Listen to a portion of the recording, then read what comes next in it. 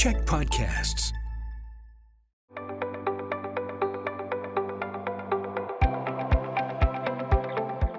Hi, I'm Bruce Williams. I'm the CEO, the Chief Executive Officer of the Greater Victoria Chamber of Commerce. And this is Chamber Chats, being done as always here in the podcasting studios at the Czech Media Group, one of our chamber champions. I like, as always, to acknowledge that I live and work on the land of the Lekwungen-speaking nations, the Songhees and the Kusapsum. And all of this is made possible by the support of Island Savings, a division of First West Credit Union who are changing the way banking can work with people, with community, and for the world. On a very regular basis, people come up to me and say, "What is that thing that you're wearing there? What's that all about?" They ask me that because it gives me a chance to tell them why I wear this. It's called the Moose Hide pin, the Moose Hide campaign. And I have an answer for that when people ask me. But instead of hearing my answer, I want to hear the answer from a woman who is the co-founder and the executive director of the Moose Hide campaign. She is Raven Lacerte. Raven, how are you? Doing well, thanks. So happy to be here. And great to have you here. So I have my answer. What's your answer when people point at your pin and say, what is that thing? What's that all about? Yeah, so I always really try to go into it in like the most welcoming, loving way that I possibly can. And so I say, thank you so much for asking. It's a piece of moose hide. It's part of the Moose Hide campaign. We're standing up against violence towards women and children and those along the gender continuum. Yeah, and my answer is something along the same lines, but I usually say I wear this because I stand opposed to violence and abuse directed toward women and children. So the Moose Hide campaign was actually started by you and your sister and your dad. So tell me about the origins of this. Yeah, so my dad and I and our family started the Moose Hide campaign in 2011. And, we really wanted to do something about all of the violence that's happening towards women and children in this country, and really just wanted to do something. My family comes from right where the Highway of Tears is, where dozens of women have either gone missing or have been found and their lives have been taken from along that stretch of highway. And that highway runs right through my community. And we've been impacted, by those losses, family member, community members that have got their lives taken far too soon. And so there's like a real urgency and need to do something about it. And so that was really like a huge driver for our family to want to step into the space of ending violence, of ending gender-based violence as a whole, but also just contributing to bringing forward this issue out of the darkness and into the light and saying, every single one of us as Canadians have a responsibility to be stepping into these spaces and making a commitment to being violence free in our lives and raise our little ones in a way where they know what real love looks like. And so it was while we were out in our home community hunting for moose that we were blessed with a moose and talking about how beautiful Mother Earth is and our connection to our culture and to the land and to that moose, and thought that maybe that could be the thing that we use as the tool to bring forward these conversations and bring forward this action. So my sisters and I cut up the first 25,000 squares of moose hide and hand wrote on little like information cards, index cards about what we're trying to do, and just started to hand them out. And that was kind of the beginning of it back in 2011. And I have this image whenever I hear that story. I know your family, I know you and your sister and your dad, and I can imagine you standing together out. You were out hunting. You said you were hunting moose. Just having, I've been around you guys when you talk to each other, and that conversation just evolved into what it's become now, right? Yeah. Yeah. I mean, it kind of came to us in this moment of like inspiration. We were like, maybe this is the thing that we can use. Moose are so iconically Canadian. And so it might be something that people feel connected to. And also helps to honor the healthy warrior spirit in our men. And so when we're talking about this work, really wanting to invite more men and boys to be part of the conversation. I think it's up to every single one of us. And so it felt like the right thing in that moment. We were like, not sure what to do or how to contribute into this space in a good way. And so that moment we were, cleaning up the moose and talking about this thing. And we were like, I think this could be the thing. Let's give it a go. Yeah, so you and your family live here in Lekwungen territory or Wasanic territory, but your home is elsewhere. Tell me about your heritage and the place where you come from, where your nation is. Mhm. So, I'm carrier, a member of the Lake Babine Nation. So it's about a 2-hour drive northwest of Prince George, in a town right by Burns Lake area. And so my mom was a member of the Lake Babine Nation and part of the Bear Clan. And so we come from a matrilineal society. And so we get our clan membership from our mums. And so I'm a mom now myself, and I've got two little girls, and now they are also Bear Clan. So I feel so honored to be part of that community, and to be in such good connection with the land of my ancestors. Yeah, and your dad, who's also involved with this, is also not from Lekwungen or Wasanich territory. Tell me about him. Yeah, so my dad is also carrier, and his nation is the Nodle-Weten First Nation. And it's a little bit farther south from Burns Lake area. So it's right around the town of Fraser Lake, which is where he was born and raised in that area. So my parents met in Prince George, and then they moved down to Victoria to go to UVic, and then just kind of settled here and loved these incredibly beautiful lands and territory, and just kind of set up shop. And so we've been very grateful visitors to be on the Kwangin land since I was born and raised here. Yeah, your sister Sage has something called the Sage Initiative, a member of the chamber as well, and your dad is Paul Lacerte with Mhm. Raven Capital. So just a really interesting story there. So we're talking about things from the indigenous point of view here, but this is inclusive of Métis, Inuit people, and First Nations, correct? Yeah, that's right. I mean, it's an Indigenous led innovation for the benefit of all Canadians. We really want folks to see themselves in this work. And so, the organization is led by a predominantly Indigenous team, and inviting folks into this space of an Indigenous medicine, that anyone and everyone can come and be part of, and, wear the moose hide pin, be part of Moose Hide Campaign Day, and be part of this movement. Everyone that wears the pins really contributes to conversations and to that action. And so my hope is that, although we are inviting more men and boys to be part of the conversation, that everyone sees themselves in it and feels welcomed and encouraged to be part of this community. Yeah, there's a milestone day coming up that happens every year. We're going to talk about that in a minute. But also the pins themselves. It's no longer you and your sisters cutting up thousands of these pins. It's done by another method, and we're going to talk about that next.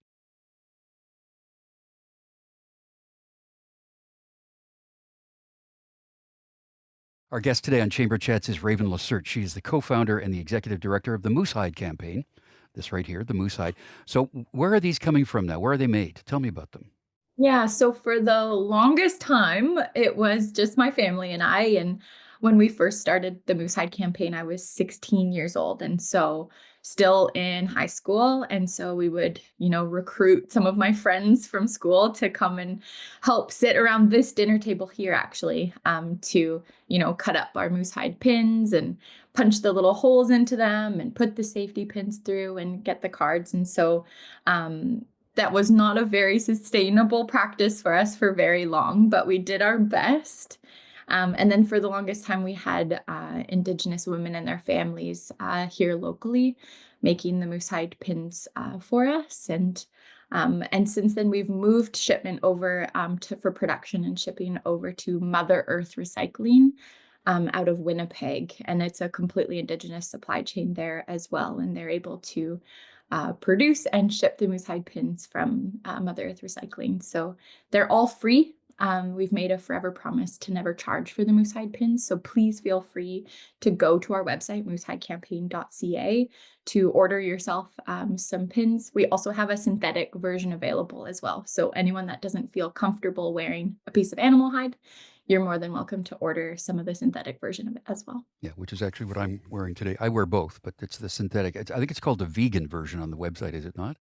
Yeah, it's just like a naga hide, and I think the ones that are being made right now are biodegradable, and so, they are able to go back to the earth when, folks are done with them. Yeah. You can tell the difference if it's one that's the actual hide and you've put it through the washing machine. It wrinkles up. I've known that because so I have to then iron mine and put them back on again because they get all wrinkled up and everything. But I'm having another image now that you had your school friends over to help you when you were in the early stages of this. How aware were they of the purpose behind moose hide and the whole series of events that led to it? Yeah, I mean, it was mostly like a social activity, and I think that they were very excited and willing to like come and help out for the first little while. And I mean, we talked about the issue, we talked about this need to be stepping in, and I think that there was a lot of willingness for our friends to just come and chat around the dinner table while we're cutting these hides and these pins. But it's like the repetitive stress injury. I don't know for anyone that knows about cutting into moose hide, it's really tough. So there had to be a lot of innovation into these moose hide pins. They were not these perfect 1 inch squares that they are today. I would be like looking down and cutting in with just like our kitchen scissors and look up, and the hide was kind of like all wonky all over the place. So the first many hides were not even squares, I don't think. Yeah, well, it was the thought that mattered behind that. But just to that conversation, the reality is that the situation with Indigenous women, it's inordinately high. That the incidences of abuse and murder are higher among Indigenous women than non-Indigenous. So that's another reason why this is a very thought-provoking thing, right? Right. Yeah. I mean, the stats are like staggering about gender-based violence, but especially towards Indigenous women and girls.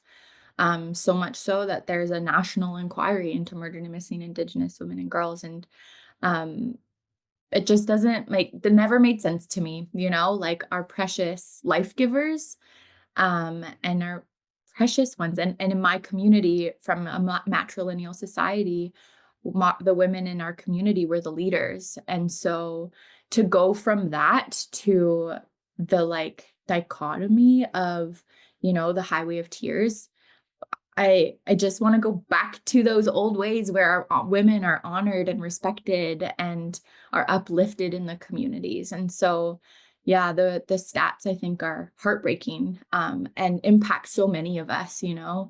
Gender-based violence is something that, even if it's not us ourselves that have experienced different forms of violence in our lives, it's definitely someone that we know has experienced some form of violence. And so it's an issue that impacts all of us, and so we really need to be stepping in as much as possible to take action. There's a link on your website that talks about moose hide as medicine. Tell me about that. Yeah. So we really believe that these moose hide pins are medicine. They come from the land. This moose gave its life to this work and to this mission.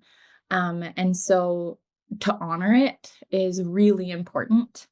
And so we think of this as, an indigenous medicine. And in our way, it's as best as possible. We gift medicine, we trade for it, but we don't charge for it. And so that's really where the promise to never charge for the moose hide pins came from, is because it is that piece of medicine. And we can think about it in the way of it being a medicine for a social illness that's, impacting so many Canadians. And so it's just a little piece of medicine that we can carry with us each and every day.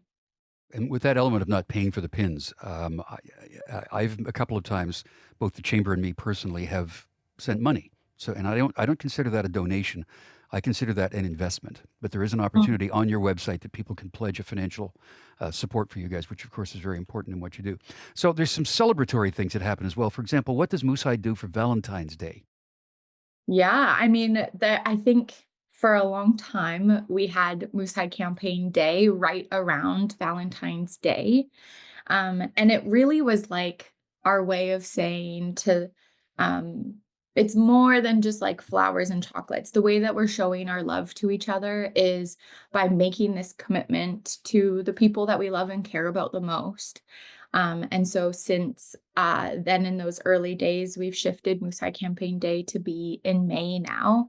But there are activities that come out that folks are in partnerships, or just like a little duo. If you want to get together, we have lots of activities and questions and things that you can do to join the Moose Hide Campaign Day on that day.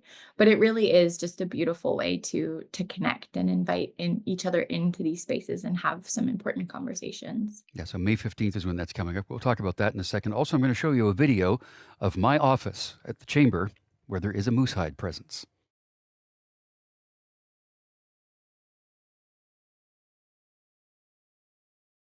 Our guest today on Chamber Chats is Raven Lacerte. She is the co-founder and executive director of the Moose Hide Campaign. You do things within workplaces too, don't you? Yeah. So, in the Moose Tide campaign, it's so important for our organization to make it as easy and as accessible to folks as possible to join this movement. And so, on our website, there are a ton of resources and ways that folks can get involved and engaged in the Moose Tide campaign. And so, whether that's a school or your business, your organization, your community, just your family around your dinner table, there's so many ways to be involved and engaged in the campaign. One of the things that we do is a community champions training. And so folks were like, okay, well, I'd love to host something in my own community or in my organization. And so from January leading up to May, every 2 weeks, we host a community champions training where people learn all of the tools, all of the best practices, whether they want to host a walk to end violence, they want to host a watch party for campaign day, bring a table full of moose hide pins to their school or to their local mall. So there's a whole bunch of ways that folks can engage, and on our website is a lot of resources to check out if you're interested. Yeah. Okay, I'm going to play a little video right now from my phone. Okay, take a look at this. So this is the lobby of the chamber office, and this is where we have all these information pieces up. These are from our 160th anniversary. That's Chief Robert Sam, who was one of the first people that went into our Greater Victoria Business Hall of Fame when we were founded in 1863. We undertook the whole effort and journey of creating this organization and making it what it is. When you come to our lobby, look what's on the coffee table. There they are. The moose hide pins are right there for people when they come and visit us at the Victoria Chamber. Also, last year and the year before, we took part in the events of May 15th. We went down to the ledge and joined you and your dad and many others. So tell me about the 15th of May. What's going to be happening? May 15th is Moose Hide Campaign Day this year.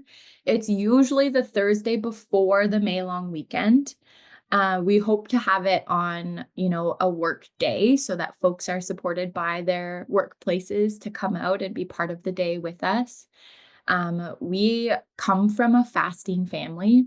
So normally my dad and my family will do 4 days and 4 nights in a fasting ceremony. That means no food and no water, and often up in the bush by themselves and supported through this big ceremony.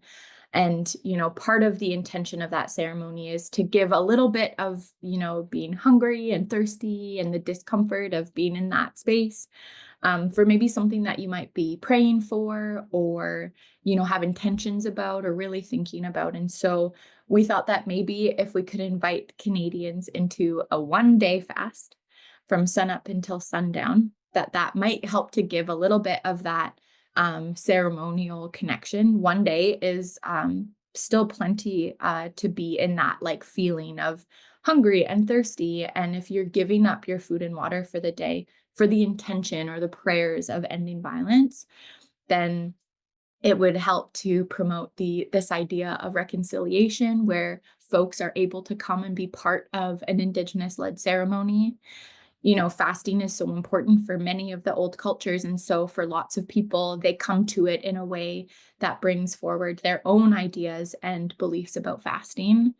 And then we have a big day that's live streamed out across the country, across Turtle Island from coast to coast to coast, that you can join in and watch keynote speakers, online workshops. And then at the noon hour, we invite everyone to get out and go for a walk. And so here in Victoria and Lekwungen lands, you're able to come down to the Mungo Martin Big House, Wawaditla, at the noon hour and come for a walk over to the steps of the legislature where we gather and hear from youth speakers and join together in physical space. And it's a really, really beautiful time to be together and to show your commitment and your solidarity in this work. And then at the end of the day, we end our fast breaking ceremony with a feast and ceremony. And so our hope is to be able to get to a day where we have 1 million people and Canadians joining the day in ceremony and in that fasting ceremony. So again, there's lots of resources for anyone that wants to learn more about fasting or how to be participating in campaign day. And the one piece, and I think the one like call to action is to make sure to register to join us on the day so that we can know how many incredible folks are going to be joining us. And that's through the website, correct? That's through the website, yes, Yeah. moosehidecampaign.ca. Yeah, I think we all know the word breakfast comes from break fast, but you do yours at the end of Mhm. the day instead, is when you do the meal for the breaking of the fast, or the fast breaking, if you will. You have speakers and information available on that day too, correct? All through the day? Yeah, yeah. So when you register, it gives you the link to a microsite. And so that there's all sorts of teachings from knowledge keepers, the agenda for the day, more about our keynote speakers. So this year it will be Elaine Alec and Michael Kaufman, who are two incredible leaders, especially in these spaces. And so I'm really looking forward to having them both join us. My dad and I, as the co-founders, will share a few words as well. But there's a whole bunch of more information about that on the website too. It's an amazing project. I think people watching this program right now will say, "Yo, I've seen those pins around. Yeah, now I know." What's the easiest way to get these? Is it just contact you through the website, or are there other? Well, you can get one at the chamber office, but where else can people get one? Yeah. So I would say that the website is probably the best place to get them. The sooner you can order them, the better, because leading up to campaign day, there's lots of orders coming in. And so to ensure that you can get it by campaign day, I would make sure to order them as soon as possible. And then if not, the TELUS offices as well have a bunch of Moosehide pins in their stores as well. So there's a few different places. If you can't get yours in time, I live here in Victoria and have the mother load in my home. So I also open up my space if folks want to come and pick some up or find a drop off location as well. Okay. It's a remarkable thing that you do, and your family should be congratulated for all that you've done. Thank you very much for your time today. Thanks for undertaking this whole project. Thank you so much for having me. I really appreciate the time. You bet. Raven Lacerte is the co-founder and executive director of the Moosehide Campaign, which I proudly wear. I'm Bruce Williams. We'll see you again for another Chamber Chats.